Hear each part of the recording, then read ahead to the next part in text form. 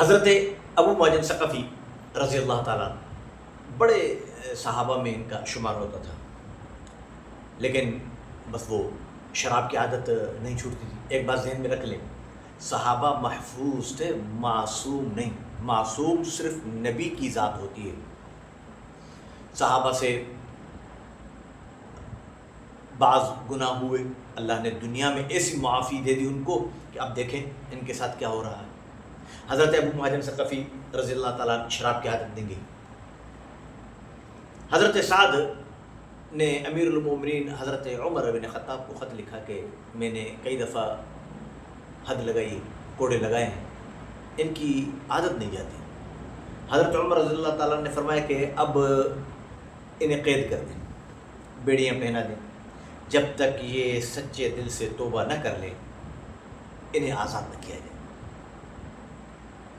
انہوں نے وہیں اپنے محل کے نیچے بیڑیاں پہنا دی۔ جنگ چل رہی ایرانیوں کے ساتھ۔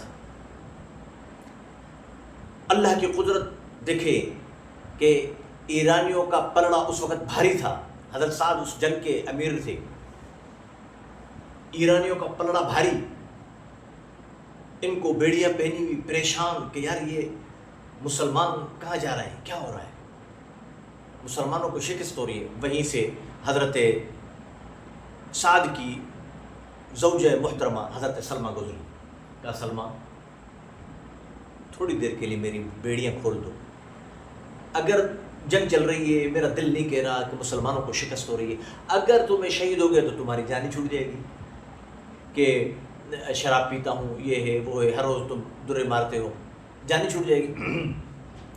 اور اگر میں بچ گیا تو میں وعدہ کرتا ہوں کہ واپس آ کر یہی بیڑیاں میں خود پہنوں گا۔ اب دونوں صورتیں دیکھو، اگر بچ گیا تو واپس آ کر یہی بیڑیاں میں خود پہنوں گا۔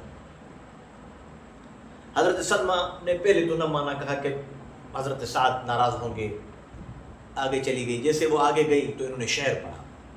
شعر اتنا درد بھرا تھا، مختصر کرے بات کو، کہ حضرت سلمہ نے بیڑیاں بھی کھول دی اور حضرت سعد کا گھوڑا بھی دے دیا، حضرت سعد کا درہ بھی دے دیا کہ جاؤ لڑو، اللہ مالک ہے، دیکھی جائے گی کیا ہوتا ہے۔ اب انہوں نے نقاب باندھا، صرف آنکھیں کھلی ہوئی، سارا کپڑا منہ پر باندھ دیا اور گھوڑے پر بیٹھ کر جنگ میں چڑھ دوڑے، اور ادھر سے ایرانیوں کو ادھر سے دھما دھم کر کے مارتے جا رہے ہیں، لشکر میں گھستے جا رہے ہیں۔ حضرت سعد رضی اللہ تعالیٰ عنہ انہوں نے غور سے دیکھا ہے کون ہے جو اس طریقے سے اور اتنی تیزی کے ساتھ لڑ رہا ہے۔ پھر ایک سے کہا کہ یار دیکھو، اگر گھوڑے کو دیکھا جائے تو گھوڑا تو میرا ہے، اس کی چھلانگ گھوڑے کی میرے والے گھوڑے کی، لیکن وہ تو استبر میں ہے، اور اگر مارنے کا انداز دیکھا جائے، تیر چلانے کا، درہ چلانے کا، تلوار چلانے کا اگر انداز دیکھا جائے تو ابو معجم کا وہ اس کو بیڑیاں پہنی ہوئی ہیں میرے محل میں۔ چلو بات آئی گئی ہوگی۔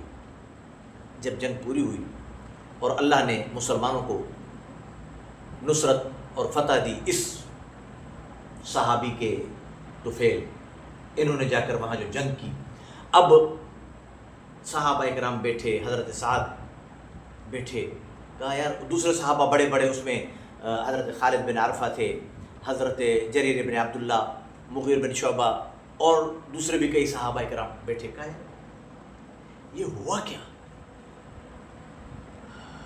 ہاری ہرائی جنگ ہم جیت بیٹھے، کیا تھا سمجھ نہیں آ رہا۔ دوسرے صحابہ نے بھی کہا، انہوں نے بھی کہا ہو سکتا ہے وہ اللہ کا کوئی فرشتہ ہو، اللہ کا حکم لے کر آیا اور اللہ کی مدد سے اس نے ساری جنگ ہماری جیت لی اور وہ چلا گیا۔ چلو بس اب اٹھ کے چلے گئے۔ اب وہ جب دوسرے صحابی اٹھ کے چلے گئے تو حضرت سلمہ آ گئی۔ حضرت سلمہ آ گئی اور اپنے شوہر حضرت سعد سے پوچھا، دو خبر جنگ کیا، جنگ کیسی رہی؟ کہا سلمہ جنگ بس ہارتے ہارتے ہم بچے ہیں۔ اور سلمہ ایک بات بتاؤں، اگر گھوڑے کی دوڑ کو میں دیکھ رہا تھا تو مجھے اپنا گھوڑا یاد آ رہا تھا، لیکن وہ تو وہاں تھا استبل میں میرے. اور اگر میں تیر و تلوار کے چلانے کو دیکھ رہا تھا تو ابو محجن یاد آ رہے تھے، لیکن وہ تو اس کو بیڑیاں پہنی ہوئی ہے. تو حضرت سلمہ نے ایسے ہاتھ جوڑے، اللہ اکبر، ہاتھ جوڑ لی اور فرمایا کہ سعد ناراض نہ ہو تو ایک بات بتاؤں. کہنے لگے بتاؤ. کہا آپ سچ کہتے ہو، وہ گھوڑا آپ کا تھا اور وہ شخص ابو محجن تھا. کہا کیا ہوا، کیسے؟ کہا میں وہاں سے گزری، اس نے کہا کہ مسلمانوں کو شکست ہو رہی ہے، مجھے چھوڑ دے، اگر بچ گیا تو جا کر میں خود بیڑیاں پہنوں گا، شہید ہو گیا تو تمہاری جان چھوٹ جائے گی. اشعار پڑے، میرا دل نرم ہوا، میں نے کھول لیا. اب وہ کہا اب کہاں ہے؟ کہا وہ خود ہی زنجیر بیٹھ کر وہاں بیٹھا ہوا ہے. چیخ نکل گئی. حضرت سعد فرمایا بلاؤ اس کو.